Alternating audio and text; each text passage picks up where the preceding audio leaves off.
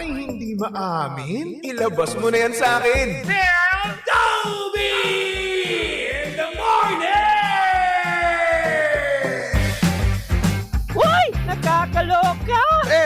Toby in the morning!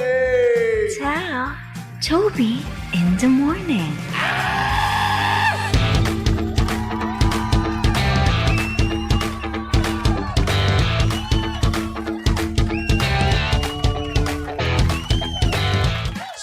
Same, pero iba. We are number 1, 06.7 Energy FM. Pangga, huwag mo sabihing radyo, sabihin mo oras, subong kabuluan. Pangga, check your time. It's now 6:23 on the clock. Good morning, Luzon, Visayas at Mindanao Metro and Vega, Manila. At syempre, good morning din sa mga pangga natin dyan. Kasalukuyang bitar na naman ngayong umagang ito. Oo, kasi ang dami na nga namang nagpo-post ng Happy Valentine's Day. Ang dami nang nagtatag sa kanilang mga jowa. Ikaw, wala kang matag, no? Walang nagtatag sa'yo, no? Oo, kasi nga naman, wala kang kadate ngayong Valentine's Day, di ba? Ay, nako. Yan na ang buhay natin ngayon. Na kung saan kailangan na lang natin tanggapin na ngayong Valentine's Day, mag-isa na naman tayo.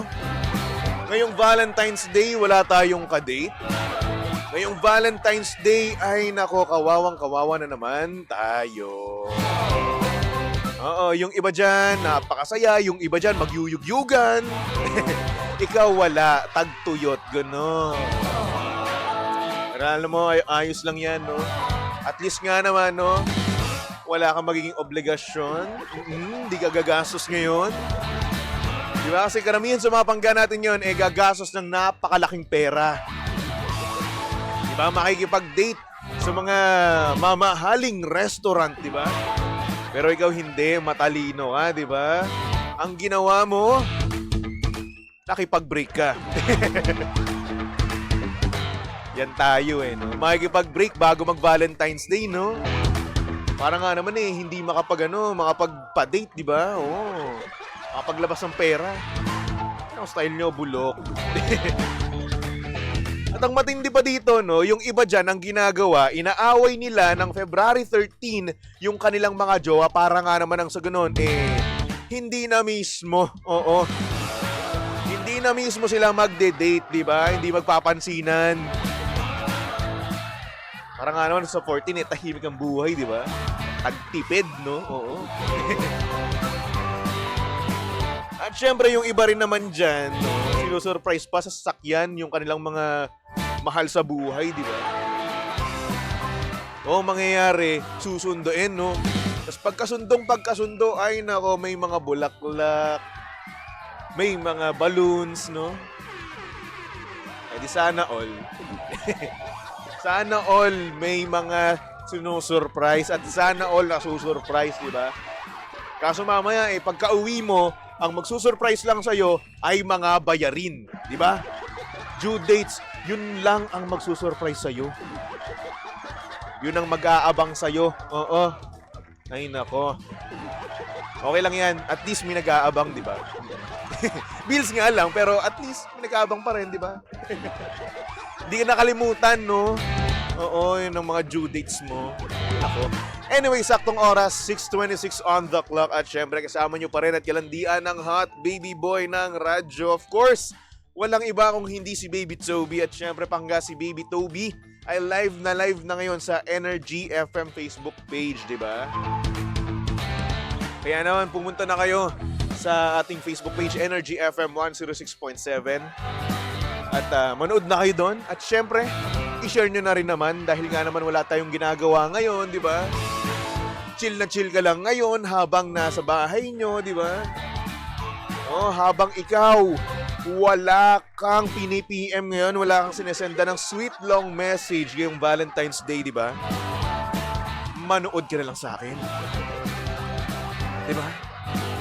Ayan, sabi ni Risa, surprise quiz sa school, Baby Toby, good morning. Ayun lang. Surprise quiz, diba? Ay, nako. At least, di ba, may surprise pa rin kahit paano. No? Nagulat ka pa rin. Yung iba talaga, walang gulat talaga ngayong araw na to, no? Ayun ako, hello kay Melay. Sabi niya, Happy Valentine's Day, Baby Toby. Magandang umaga, Baby Toby. Sabi naman ni Elizabeth Davis. Dagdag niya pa nito, Happy Valentine's Day, Baby Toby. Uy, maraming salamat. Happy Valentine's Day din sa inyo. Meron na bumati sa akin, kayo yun. Yoli Ruiz, good morning. Ayan, kay Renz, sabi niya, good morning, Pogi, Baby Toby. Ayan, good morning din sa'yo, Renz.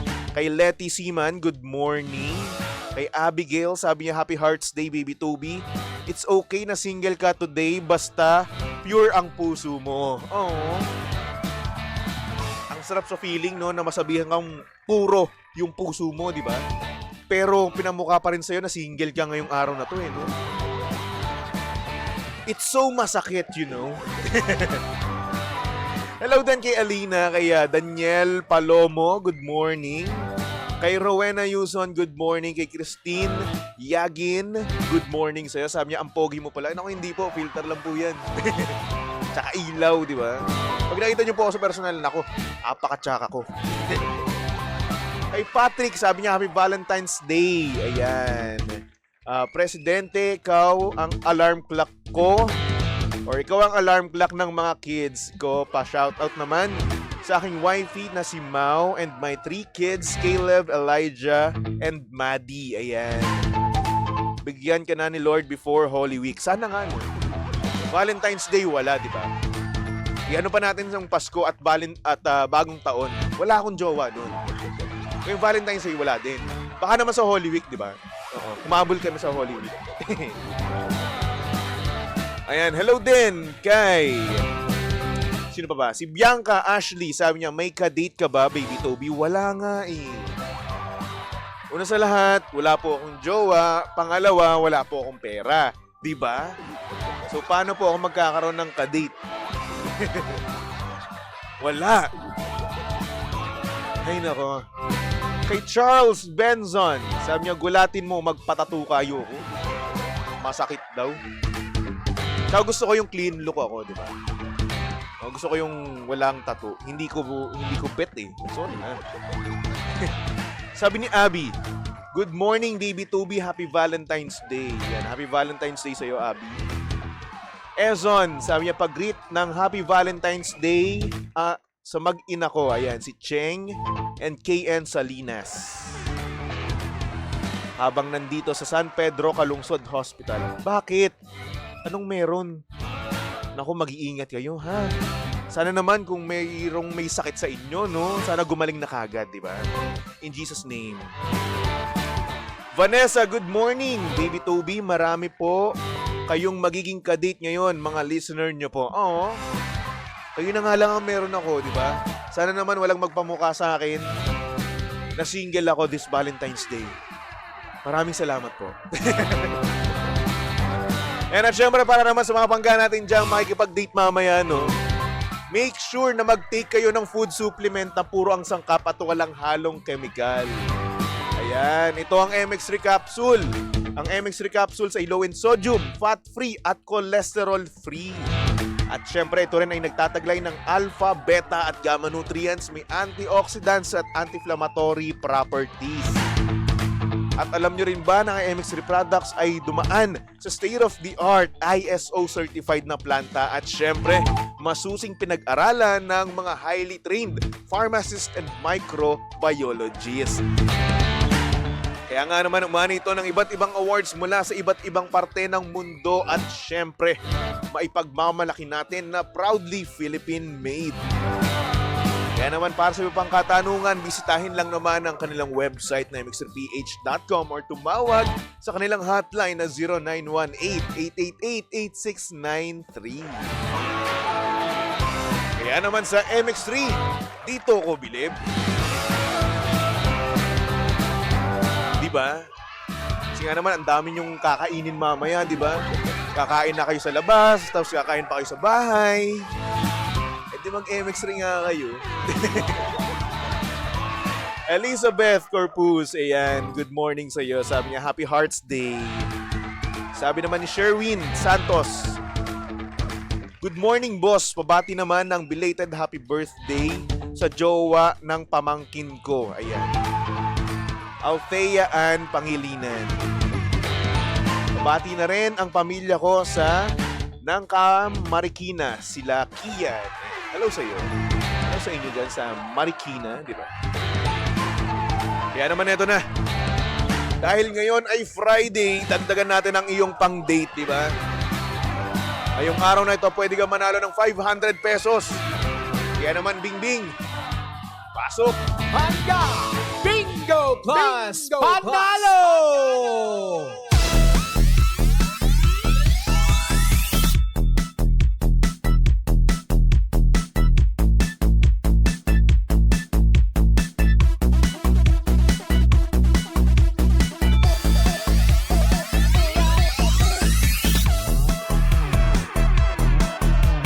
At dahil nandito na nga si Bingbing, no? Ayan na, kumakaway na, sumasayaw na, di ba? Sa ating Facebook Live, no?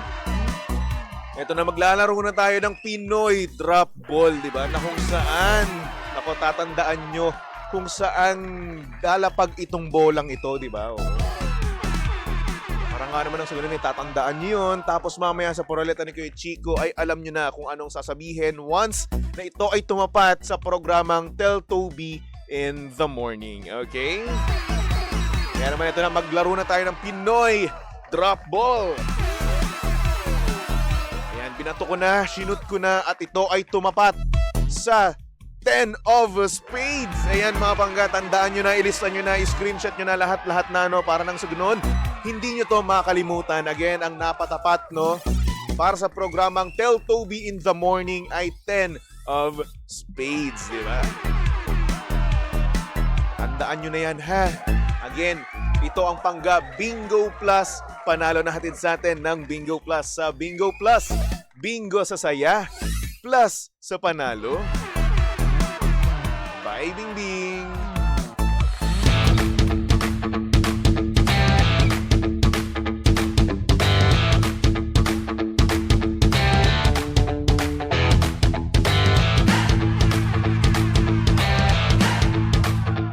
So, edi ayun na nga. 500 din yun, ha? And take note, on air and online promo po yun. So, ibig sabihin, 1K ang pwede nyong mapanalunan. 1K din yun, pare. And good morning sa mga bagong pasok sa ating Facebook Live. Now, once again, we are live sa ating Facebook page, Energy FM 106.7. Mag-share na kayo dyan. Ang hindi mag-share, hindi na magkakajowa forever. Diba? Sabi ni Elizabeth Fernandez, ang daming Elizabeth, no? Sabi niya, morning Kuya Ronnie. Bagot na bagot na bagot. Happy Valentine's Day po sa inyong lahat, especially to my husband Jose F. Fernandez. Love, asawa. Baby Toby po ako. Hindi po Ronnie. Toby, T-O-B-Y.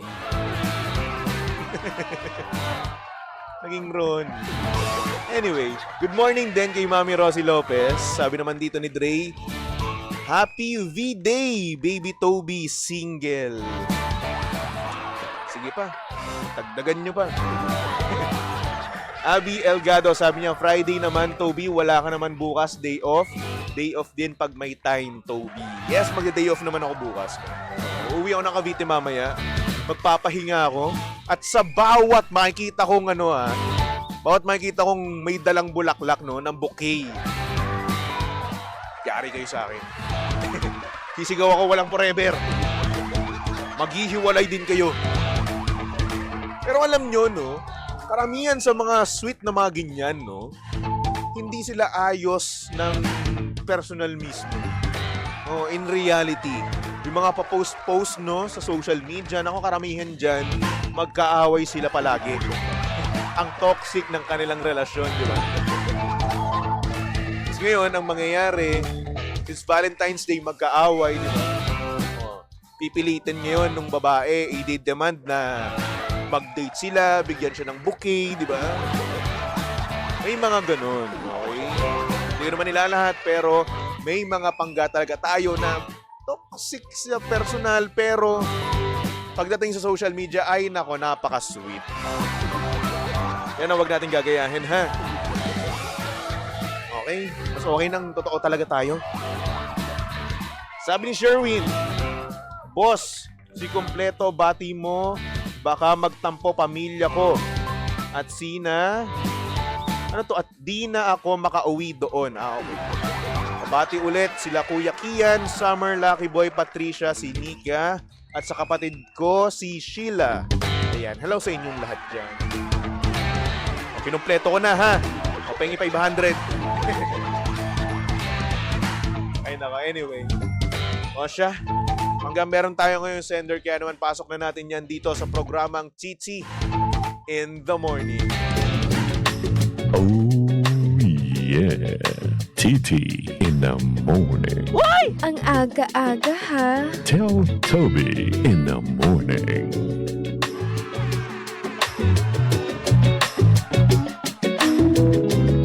Good morning sa mga pangga natin dyang masasaya ngayong araw ng Valentine's Day.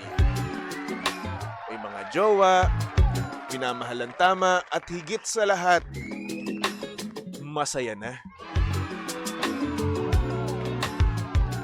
Ito ang storya ng ating sender.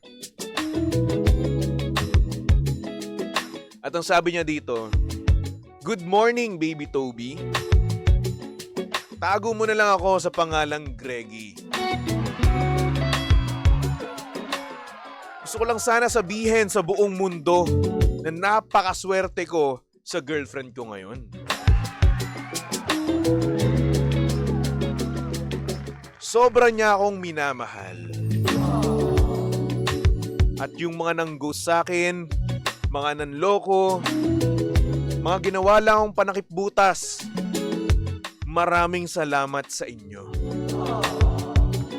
Ngayon, tinatrato na ako ng tama at minamahal na ako ng deserve ko. Kaya naman, binabalik ko rin sa kanya yung pagmamahal na binibigay niya sa akin. Sobrang salamat sa mga challenges at struggles na naranasan ko sa mga maling tao. Dahil sa inyo, masaya na ako ngayon. At sa partner ko naman ngayon, I love you so much. Hindi na kita papakawalan. Paliligayahin kita araw-araw. Hindi ko mapapangako na hindi ka iiyak, pero I will try my best na iwasan kang umiyak. Thank you so much, baby Toby. Kapit ka lang at sana huwag kang mainggit sa akin. More power sa inyong istasyon, mag-iingat ka palagi.